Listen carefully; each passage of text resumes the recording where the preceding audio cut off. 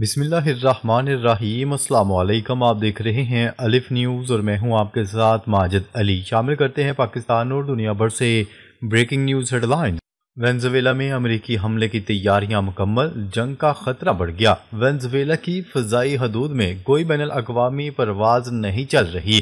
امریکی بحری جہاز اور جنگی طیارے وینزویلا کی طرف روانہ ہو چکے ہیں۔ CIA کئی سالوں سے مادرو حکومت کو گرانے کی کوششیں کر رہی ہیں۔ اپوزیشن لیڈر کو نوبل انعام بھی دلوایا گیا تھا۔ اب رجیم چینج آپریشن شروع ہونے والا ہے جو بڑی طاقتوں کے درمیان تصادم کا باعث بن سکتا ہے۔ روس اور چین کی وینزویلا کو فوجی مدد۔ روس نے وینزویلا کو میزائل اور دفاعی نظام فراہم کیے ہیں۔ چین نے میڈورو کو اپنے فون تک دیے ہیں۔ ایران اور شمالی کوریا بھی اس اتحاد میں شامل ہیں۔ یہ ملک مل کر امریکی حملے کا مقابلہ کریں گے۔ اگر میڈورو حکومت گر گئی تو یہ چین اور روس کے لیے بڑا دھچکا ہوگا۔ وینزویلا کے تیل اور معدنیات پر امریکہ کی نظریں۔ وینزویلا میں دنیا کا سب سے زیادہ تیل موجود ہے۔ سعودی عرب سے بھی زیادہ معدنیات کی دولت بھی بے حساب ہے۔ امریکہ ان وسائل پر قبضہ کرنا چاہتا ہے۔ میڈورو حکومت امریکہ اور اسرائیل کی بات نہیں مان رہی۔ اگر نئی حکومت آتی ہے تو یہ وسائل امریکہ کے کنٹرول میں آ جائیں گے۔ وینزویلا میں رجیم چینج کی کامیابی کے بعد ایران پر حملے کا خدشہ۔ اگر وینزویلا میں رجیم چینج ہو جاتا ہے تو اگلا نشانہ ایران ہوگا، پھر روس اور چین کی باری آ سکتی ہے۔ امریکہ ڈکٹیٹرشپ قائم کرنا چاہتا ہے۔ شام اور لیبیا کی مثالیں سامنے ہیں جہاں مدد نہ ملنے سے حالات بگڑے۔ اب اتحادی ممالک کو مل کر مزاحمت کرنا چاہیے۔ چین اور روس کو ملٹری الائنس بنانا چاہیے۔ نیٹو کی طرح دفاع کی ضرورت ہے۔ چین اور روس اور دیگر ممالک کو نیٹو جیسا فوجی اتحاد بنانا چاہیے۔ ایک ملک پر حملہ ہو تو سب مل کر دفاع کریں۔ شام، لیبیا اور ایران میں مدد کی کمی سے نقصان ہوا۔ جیسا امریکہ اسرائیل کی طرف کھڑا ہوتا ہے اسی طرح روس اور چین کو وینزویلا کو بچانے کے لیے براہ راست مداخلت کی ضرورت ہے۔ زہران ممدانی نے ڈونلڈ ٹرمپ کو کھلے عام سرنڈر کروا دیا۔ نیو یارک کے نو منتخب میئر زہران ممدانی نے صدر ڈونلڈ ٹرمپ سے ملاقات میں اسرائیل کو امریکی ٹیکس کا پیسہ دینے پر کھل کر تنقید کی۔ انہوں نے کہا ہے کہ امریکی عوام کا پیسہ بچوں اور معصوموں کے قتل پر استعمال ہو رہا ہے۔ ڈونلڈ ٹرمپ یہ چاہتے تھے کہ ممدانی اعلان کریں کہ نیتن یاہو کو گرفتار نہیں کیا جائے گا۔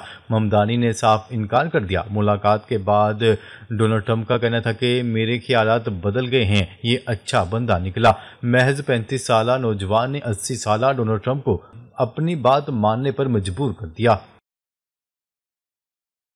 ڈونلڈ ٹرمپ کی بولتی بند، ممدانی نے اسرائیلی فنڈنگ روکنے کا مطالبہ کر دیا۔ ممدانی نے ڈونلڈ ٹرمپ کے سامنے کھڑے ہو کر کہا کہ امریکی ٹیکس کا پیسہ اسرائیل کو ہتھیار دینے کے لیے استعمال نہیں ہونا چاہیے۔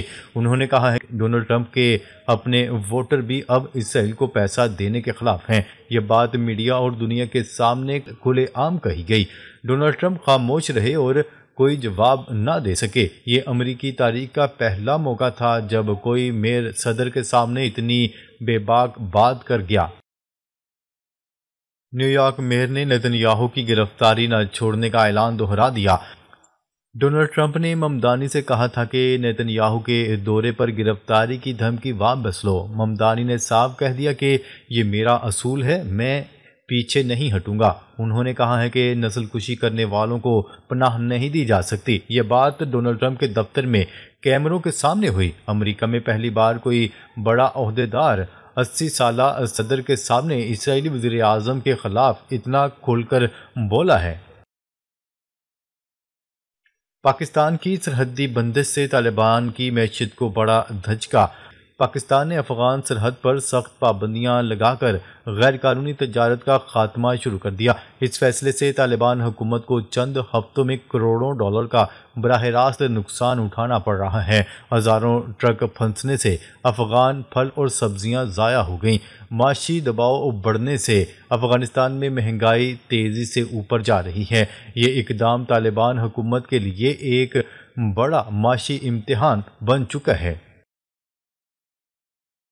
بھارت طالبان تعلقات، پاکستان مخالف ایجنڈے پر سوالات۔ طالبان حکومت کا بھارت کی طرف جھکاؤ خطے میں تشویش پیدا کر رہا ہے۔ افغان وزیر تجارت کا بھارت کا دورہ اسی پالیسی کا حصہ ہے۔ تجزیہ کاروں کے مطابق بھارت افغان سرزمین کو پاکستان کے خلاف استعمال کرنا چاہتا ہے، لیکن بھارت طالبان کو عملی مالی سہارا دینے میں ناکام رہا ہے۔ اس صورتحال سے طالبان کی عالمی ساکھ مزید متاثر ہوئی ہے۔ اسمگلنگ نیٹ ورک ختم، لاکھوں افغان متاثر۔ سرحدی پابندیوں کے بعد اسمگلنگ کا نظام تقریباً مفلوج ہو چکا ہے۔ 2 لاکھ سے زائد خاندان جو غیر قانونی تجارت سے وابستہ تھے بے روزگار ہو گئے۔ ادویات اور ضروری اشیاء کی سپلائی بری طرح متاثر ہوئی ہے۔ متبادل راستے مہنگے اور غیر محفوظ ثابت ہو رہے ہیں۔ عوام کا غصہ طالبان حکومت کے خلاف بڑھتا جا رہا ہے۔ ٹرانزٹ ٹریڈ بند، پاکستان کو اربوں ڈالر کا فائدہ۔ افغان ٹرانزٹ ٹریڈ کی ناکامی پر پاکستان کو سالانہ بھاری نقصان ہو رہا تھا۔ سرحدی کنٹرول کے بعد اسمگل شدہ مال کی آمد رک چکی ہے۔ اس سے قومی خزانے کو اربوں روپوں کا فائدہ ہو رہا ہے۔ غیر قانونی اسلحہ اور منشیات کی نقل و حرکت میں بھی بڑی کمی آئی ہے۔ یہ فیصلہ پاکستان کی معیشت کے لیے مثبت پیش رفت ثابت ہوا ہے۔ افغان معیشت بحران کے دہانے پر، طالبان دباؤ میں افغانستان کی معیشت تیزی سے زوال کی طرف بڑھ رہی ہے۔ بینکنگ سسٹم کمزور اور کاروباری سرگرمیاں محدود ہو چکی ہیں۔ عوام مہنگائی اور بے روزگاری سے شدید پریشان ہیں۔ مزاحمتی گروپس کو سرگرم ہونے کا موقع مل رہا ہے۔ ماہرین کے مطابق طالبان حکومت کو بدترین مالی بحران کا سامنا ہے۔ روسی دفاعی نظام نے رات بھر میں یوکرین کے 75 ڈرون تباہ کر دیے۔ روسی وزارت دفاع کے مطابق گزشتہ رات مختلف علاقوں میں فضائی دفاعی نظاموں نے یوکرین کے مجموعی طور پر 75 ڈرون مار گرائے جو روسی علاقوں کو نشانہ بنانے کی کوشش کر رہے تھے۔ وزارت دفاع کا کہنا تھا کہ روسی فضائی دفاعی نظاموں نے بروقت کارروائی کرتے ہوئے دشمن کے ڈرون کارروائیوں کو ناکام بنا دیا۔ تمام علاقوں میں سیکیورٹی صورتحال قابو میں ہے۔ سپریم لیڈر خامنہئی کو نشانہ بنانے کی کوششیں، ایران نے دشمن کو خبردار کر دیا۔ ایران نے سپریم لیڈر آیت اللہ خامنہئی کو نشانہ بنانے کی کوششوں میں مصروف دشمن ممالک کو خبردار کر دیا۔ خبرساں ادارے AFP کی رپورٹ کے مطابق ایران کی وزارت انٹیلیجنس نے خبردار کیا ہے کہ دشمن امریکہ اور اسرائیل سپریم لیڈر آیت اللہ خامنہئی کو نشانہ بنانے اور اسلامی جمہوریہ کو عدم استحکام کا شکار کرنے کی کوششیں کر رہے ہیں۔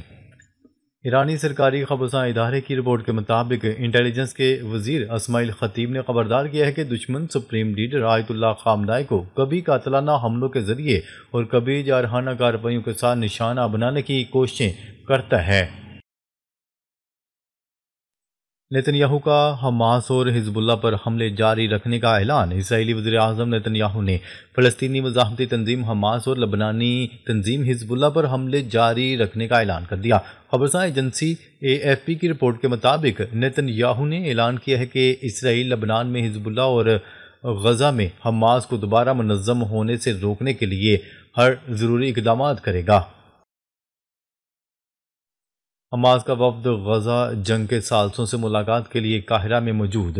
مصری سیکیورٹی نے بتایا ہے کہ حماس کا وفد آج غزہ جنگ کے ثالثوں سے ملاقات کے لیے قاہرہ میں موجود ہے۔ ادھر حماس کے عہدیداران کا کہنا ہے کہ حماس کا وفد اسرائیل کی جانب سے جنگ بندی معاہدے کی مسلسل خلاف ورزیوں پر بات کرے گا۔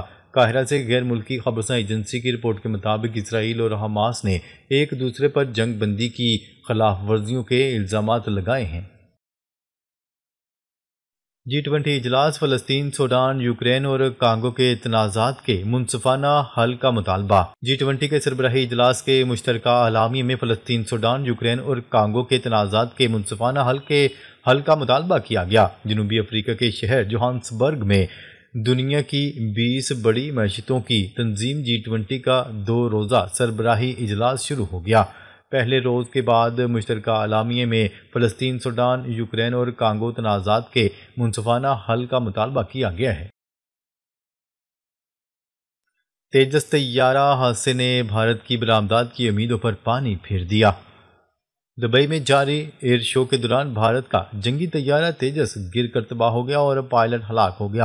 حادثے کے سبب بھارتی فضائیہ کو ایک بار پھر عالمی سطح پر رسوائی کا سامنا ہے، جبکہ اس کی دفاعی خود انحصاری اور برآمدات کی جاری کوششوں کے لیے یہ ایک بڑا دھچکا ہے۔ غزہ میں اسرائیلی فوج کے مسلسل حملے جاری، حماس نے ثالثوں سے فوری مداخلت کی اپیل کر دی۔